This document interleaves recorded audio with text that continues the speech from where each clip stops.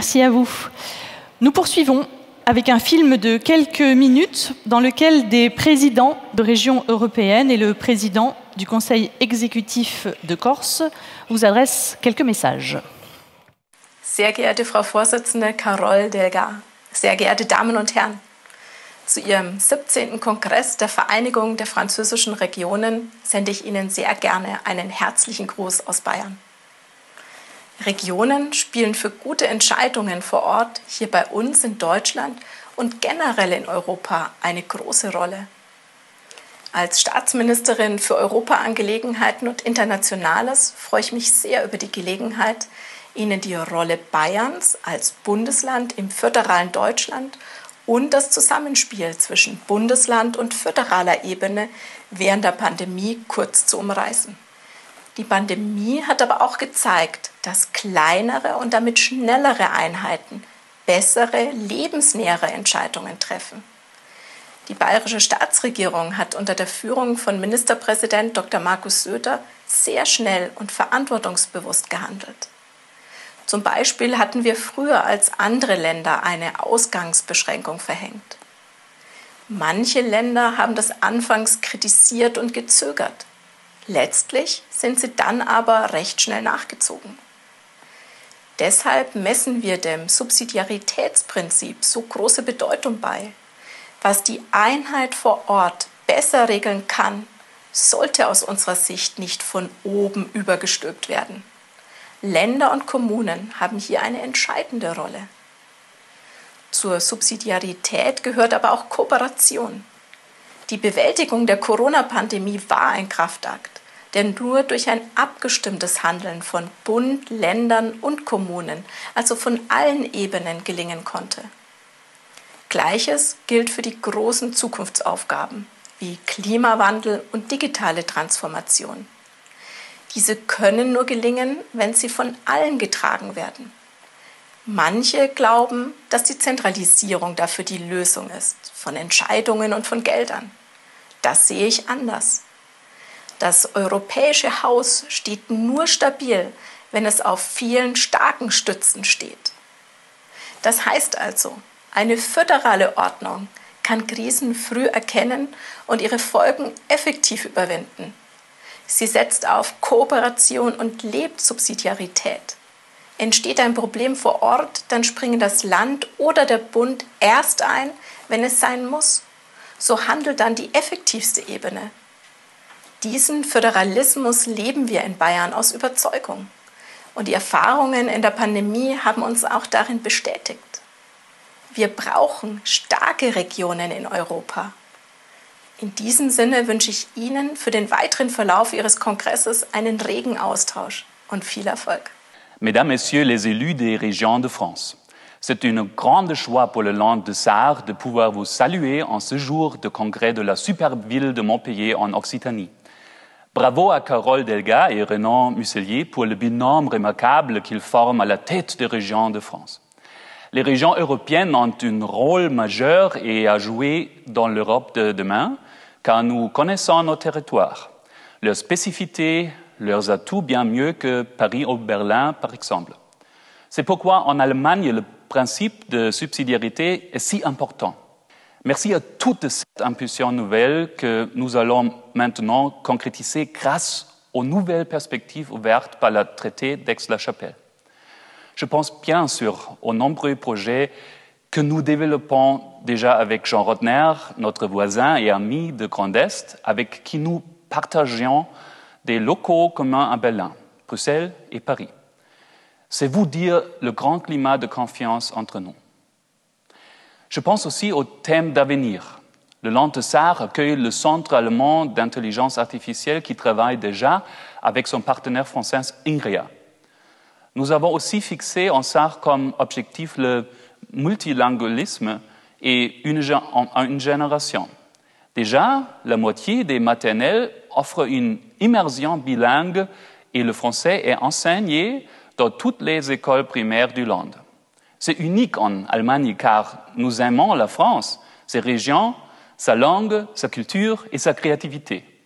Alors vous êtes toutes et tous les bienvenus en Sarre pour mettre en place un programme de bonnes pratiques entre nos administrations et nous inspirer les uns des autres entre régions d'Europe. Pour en savoir plus, rendez-vous sur notre plateforme bilingue. Bon congrès à toutes et tous et vive l'amitié franco-allemande. Buenos días a todos y a todas. Desde las Islas Baleares quisiera darles las gracias por permitirme participar en su congreso con esta pequeña intervención. Y de una manera especial quiero saludar a la presidenta Carol Delga, con quien compartimos espacio de colaboración a través de Occitania en la eurorregión Pirineos-Mediterráneo. Las Islas Baleares son una región con 1,2 millones de habitantes y unas circunstancias económicas, sociales y medioambientales muy particulares. El hecho de ser un archipiélago implica sobrecostes para nuestras empresas y nuestros residentes. La realidad de nuestro territorio nos hace más frágiles ante el cambio climático y el incremento demográfico, junto a una importante población flotante, generan problemas de gestión de recursos. Por todo lo anterior, reclamamos tanto a las instituciones europeas como a los gobiernos de los Estados miembros que incluyan íntegramente las necesidades y prioridades de las islas en todas aquellas políticas de la Unión con fuerte impacto territorial. El Gobierno de las Islas Baleares está firmemente comprometido con la causa insular, tal y como hemos demostrado presentando un dictamen en el Comité Europeo de las Regiones sobre el uso sostenible de los recursos naturales en el marco insular mediterráneo. Este dictamen fue aprobado el pasado octubre de forma casi unánime, lo que supone un importante apoyo para que la Comisión Europea desarrolle una estrategia enfocada a las islas del Mediterráneo, que tenga en cuenta sus características y vulnerabilidades específicas. Se trata de cuestiones sobre las que los territorios insulares tienen mucho que decir. Por lo tanto, desde las Islas Baleares invitamos al resto de regiones y a sus ciudadanos a que nos ayuden a sensibilizar a las diferentes instituciones sobre las necesidades específicas de los territorios insulares. Las regiones periféricas tenemos a menudo problemas compartidos. También compartimos la experiencia para resolverlos y la voluntad de trabajar en equipo, escuchando las aportaciones de todo el mundo para conseguir las mejores soluciones colectivas. Muchísimas gracias. Un cálido saludo desde las Baleares. Mesdames et messieurs, chers amigues, bonjour. D'abord, je vous prie de m'excuser de ne pouvoir être physiquement avec vous. Je suis retenu à Ajaccio par la session de l'Assemblée de Corse. Puis je remercie à nouveau Carol Delga, mais cette fois-ci en sa qualité de présidente de Région de France, de m'avoir proposé d'intervenir par vidéo interposée aux côtés d'invités prestigieux. Des invités qui représentent des régions européennes aux compétences importantes, des compétences qui vont souvent bien au-delà de celles pour l'instant reconnues aux régions françaises. Alors ce regard comparatiste, il est important pour nous permettre de faire évoluer notre modèle politique et administratif à partir de deux questions, à mon sens, complémentaires. Première catégorie de questions, quelles compétences élargies pour les régions dites de droit commun dans le cadre d'une nouvelle phase de décentralisation après la première grande phase initiée en 1982. Et puis, deuxième catégorie de questions, cet élargissement de compétences peut-il et doit-il aller, dans certains cas, jusqu'à une véritable autonomie? Si oui, selon quelle modalité? C'est la réponse qui concerne aussi au premier chef la Corse, mais pas seulement. Alors, concernant la première question, je pense que nous sommes tous d'accord, notamment au sein de Régions de France, pour demander un bond qualitatif en faveur de la décentralisation.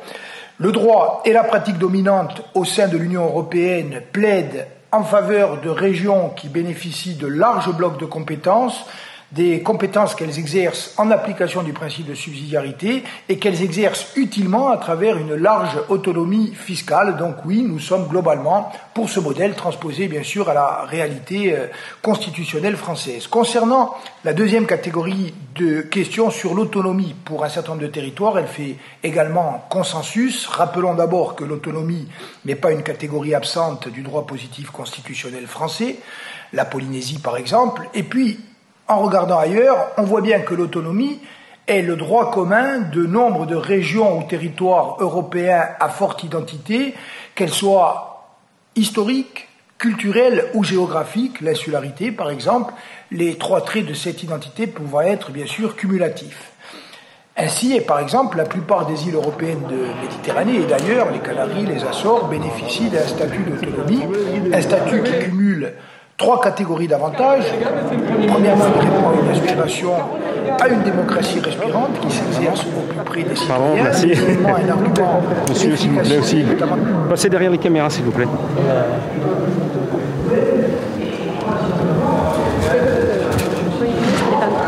Prenez du champ, messieurs.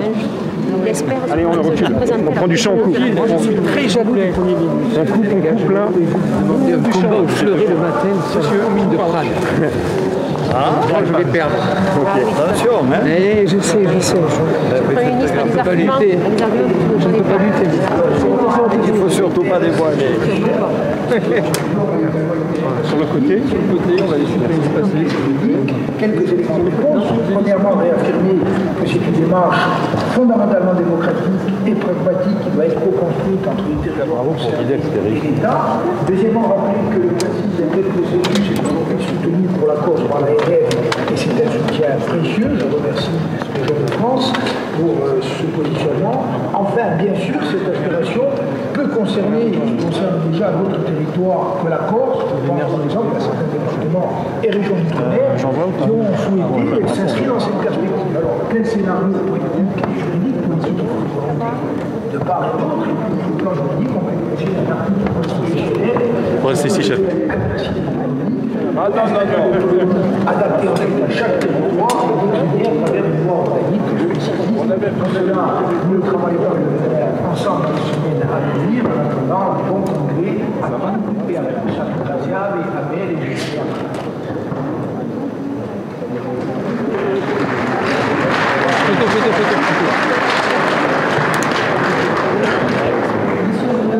Premier ministre, nous allons le rejoindre, accueilli par Madame Carole Delga. Nous allons le laisser s'installer et poursuivre.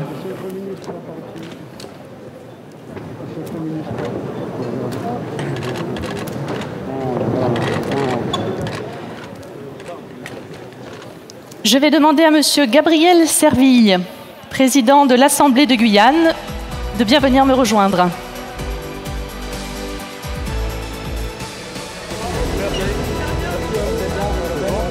On y va, merci. Merci beaucoup, c'est fini.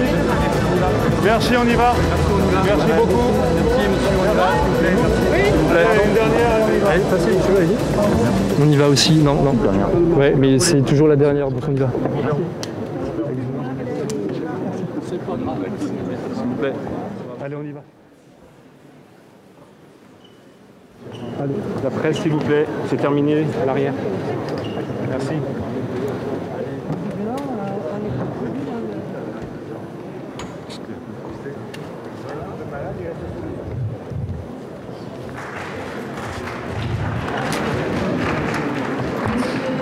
Monsieur Gabriel Serville, vous êtes président de l'Assemblée de Guyane. Eu égard aux petites vidéos, aux différentes vidéos que nous venons de voir, est-ce que vous partagez les propos qui ont été évoqués, surtout du point de vue de président d'une région ultramarine ?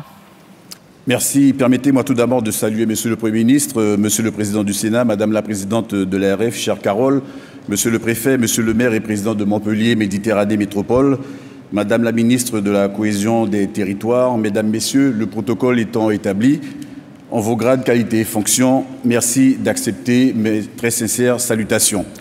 Le mouvement actuel vers plus d'autonomie est à la fois une évidence dans le débat institutionnel et un piège si on ne règle pas en même temps la question du rattrapage. C'est en ce sens que les précédentes interventions me confortent dans l'idée que la question institutionnelle se pose désormais avec une acuité qui traduit la faillite du système centralisateur. On aura noté que la Bavière et la Sarre, qui vivent dans un régime fédéral, n'ont pas eu le moindre mot pour trouver des vertus à la logique centralisatrice. Et j'ai surtout entendu le ministre-président de la Sarre vanter son travail de coopération transfrontalière. Pour la présidente des Baléares également, la volonté de défendre son autonomie va de pair avec l'affirmation d'une stratégie transnationale pensée à l'échelle des îles Méditerranée. Cela montre que la centralisation est davantage vécue comme un frein aux bonnes relations de voisinage. Pourtant, il y a une évidence, c'est qu'entre nous aussi, les régions de France hexagonale et d'outre-mer, il y en a qui sont plus égaux que d'autres. C'est vrai du potentiel fiscal, de la taille ou du poids démographique. Souvent, les causes des décalages observés sont liées et interagissent en se renforçant.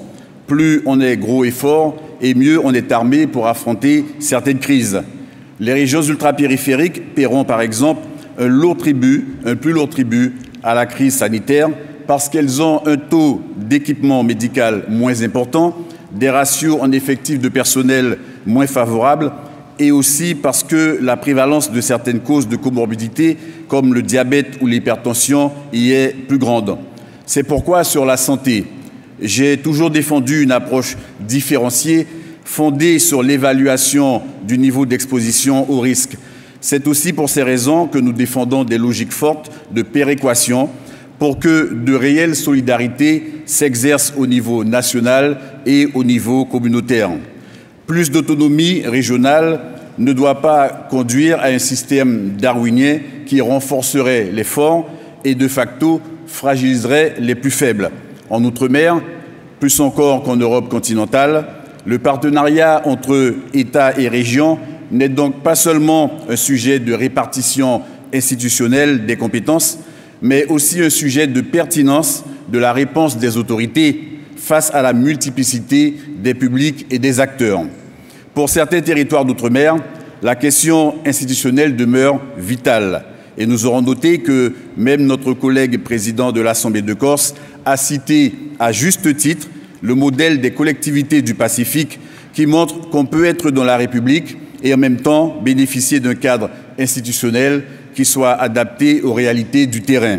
Il a proposé un cap et une trajectoire politique auquel je souscris pleinement, puisqu'il s'agit d'élaborer avec le gouvernement le contenu d'un nouvel acte de la décentralisation qui devra obligatoirement inscrire dans notre loi fondamentale ce principe de souplesse et de réelle capacité d'adaptation qui, aujourd'hui, nous font défaut. C'est maintenant qu'il faut obtenir les bonnes réponses, sachant que nous devons profiter de cette mandature de 7 ans pour tracer les lignes de force en vue d'atteindre un réel équilibre entre les institutions de notre République et les attentes des territoires. Toutefois, nous devrons rester vigilants car si le sujet institutionnel est fondamental, il ne peut à lui seul résumer toute la complexité du débat. Il y a des matières sur lesquelles l'État conservera un rôle clé, avec ou sans décentralisation, avec ou sans réforme institutionnelle. C'est ainsi que nous risquerions de passer à côté du sujet si l'État n'accepte pas, y compris dans les matières où il a la compétence, de co-construire les politiques publiques avec les territoires. J'illustrerai mon propos en me référant aux 9 années passées à l'Assemblée nationale. Elles m'ont permis de vérifier que souvent, ce n'est pas la volonté d'accompagner les territoires qui manquent à Paris, c'est plutôt la connaissance et la compréhension fine de nos territoires qui fait défaut. Et c'est là que nous avons besoin de co-construction avec l'État, car il n'y a pas mieux que nous pour maîtriser les ressorts psychologiques et culturels de nos administrés, ainsi que les dynamiques particulières de nos tissus économiques. Il semblerait que, même en politique, sagesse et raison peuvent se conjuguer à tous les temps. Je m'en tiendrai à ça. Mesdames, Messieurs, merci pour votre attention.